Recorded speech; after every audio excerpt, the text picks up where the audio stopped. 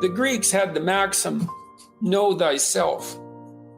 How do we come to know ourselves in terms of our personalities and, more importantly, potential? One of the first ways to come to know yourself is to understand that you don't. You can learn to kind of watch yourself like you're watching a stranger, but you have to adopt a position. It's a position of radical humility, I would say. Humility in two senses. So one sense would be the humility of recognizing your ignorance. So you have to understand that you don't know who you are. And that's not easy to understand because you think you know. But then, you remember you can't control yourself very well. You're not very disciplined. You're full of flaws. Maybe you don't know yourself as well as you think. But it's hard to get low enough to understand how deeply it is the case that you are ignorant about who you are. Now, there's an upside to that too, which also is that you're also ignorant about who you could be. And so the discovery of that, is some reward for the horror of determining who you actually are. And then I would say, well, then you watch yourself. You watch yourself like you're watching a stranger. You watch what you say and you listen. And you think, well, what sort of person would say that? And how am I reacting emotionally when I'm communicating in that manner? Is that making me feel stronger or weaker? Is it filling me with shame? Is it helping my confidence? Am I laying out a lie? Am I deceiving myself and other people? Am I adopting this personality at parties that is designed to impress and to amuse, and it comes across as nothing but like self-centered narcissism? What are my dark fantasies? What are my aggressive fantasies? What is it that I'm willing to do? What am I interested in so that I'll spontaneously pursue it? What do I procrastinate about and why? What am I unwilling to do? What do I think is good?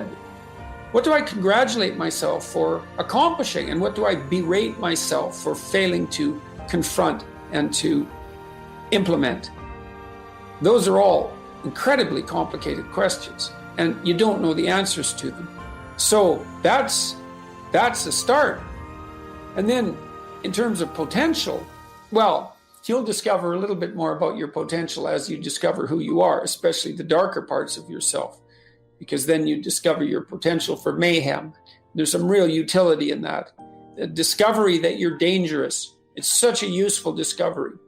It's actually something that strengthens you, because the first thing that a realization like that can in fact produce is the ambition to incorporate that danger into a higher order personality, that dangerousness into a higher order personality. And that can make you implacable.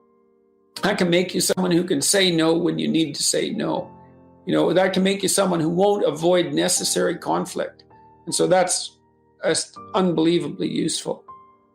And so that's one of the potentials that you might discover. The other thing you do to discover your potential is you challenge yourself. Rule 4 in my book, 12 Rules for Life, is compare yourself to who you were yesterday and not to who someone else is today. And that's kind of a good way to start this. It's like, take a bit of a look at yourself and think about what's not so good, that you could improve, that you should improve by your own standards, and that you would improve, and set yourself a little goal. Maybe you're not studying at all at your university. Or maybe you're at work and you've got this stack of paper there, and you haven't looked at that damn stack for like a month, and you know that you should be, and you're bothering yourself at night because you're avoiding that. It's like, maybe think, well, I've avoided that stack of paper completely for 1 month. I'm quite a coward when it comes to whatever snakes might be hidden in that stack of paper. How about tomorrow I just put that stack of paper in front of me on my desk, and I glance through it for 15 seconds. See if I can do that. It's like, well, you set yourself a goal of improvement. It's a humble goal, because really, are you such a coward that the best that you can bloody well manage after a month of avoidance is 15 seconds of exposure to a stack of paper? It could easily be. You've been avoiding it, so you're obviously afraid of it, and so the situation could be that dismal and dire. And you might think, well, geez, it's no balm to my ego. It's not fostering the strength of my ego to recognize in myself someone who could only withstand 15 seconds of exposure to that thing I'm afraid of. And so that's a form of humility too. It's like there's things you could do to improve, and you know what they are. And there's small steps that you could take, that you might take, that would put you in that direction. And then the question is, are you big enough to take those small steps? Are you capable of grappling with the fact that you're fundamentally flawed to the point where you have to break things down into almost childlike steps in order to manage them? And the answer to that is, yeah, you are. Most people have things they avoid, and they're afraid of. So I would say to some degree, it's the lot of everyone. People vary in the degree to which they've conquered that. And you do meet people from time to time who are extraordinarily disciplined. But most of the time, they've got disciplined in exactly this manner. It's through slow incremental improvement. And then you challenge yourself. It's like, well, could I do this? That would be better. And then you find out. And then you think, well, is there something slightly larger and more challenging that I could do that would be better? And you try it and you find out. And as you try it and you find out, generally you get better at it and you can take on larger and larger challenges. That's why I suggested, you take responsibility for yourself. That's part of standing up straight with your shoulders back. It's like, take on the world, man. Only at the level that you can manage. When you're ignorant and biased and deeply flawed and immature, it's where everyone starts. You don't want to bite off more than you can chew, but it doesn't mean that you can't wrestle with part of reality. Some part that's small enough so that you have a good shot at victory.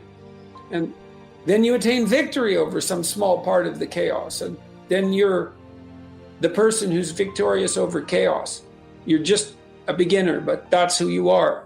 And then maybe you can get unbelievably good at that. And maybe you can ally to that the ability to recast tyrannical order into chaos and restructure it into something deeper, more profound, and more suitable for human habitation.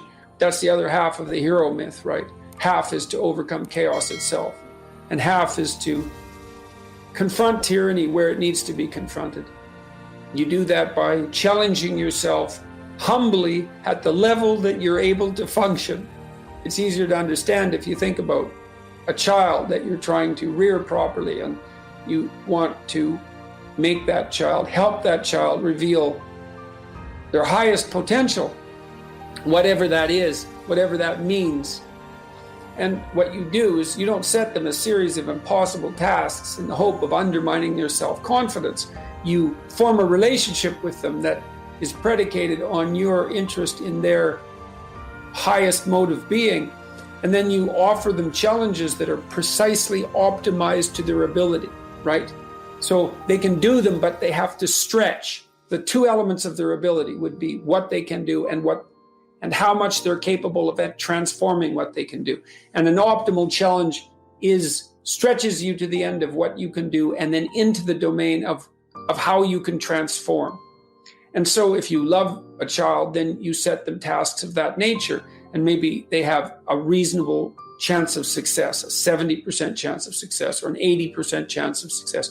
Might depend on how sensitive your child is. You do the same thing for yourself, but you have to be humble and wise enough to understand that you might have to aim pretty damn low, especially in those places where you're not functioning well. And it might be so embarrassing that you can't bring yourself to fathom that that's actually who you are.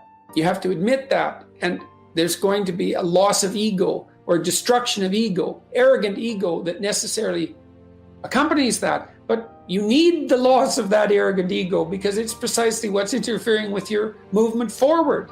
It's part of the adversarial process, mythologically speaking, that stops moral progress. You're too proud of who you think you are to notice what you're like so that you could change properly.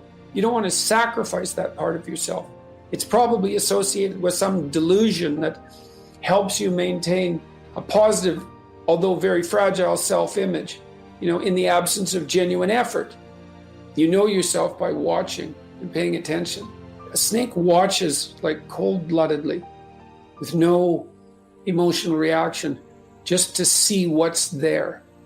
doesn't allow, symbolically speaking, doesn't allow what is wanted or desired to interfere with what is observed.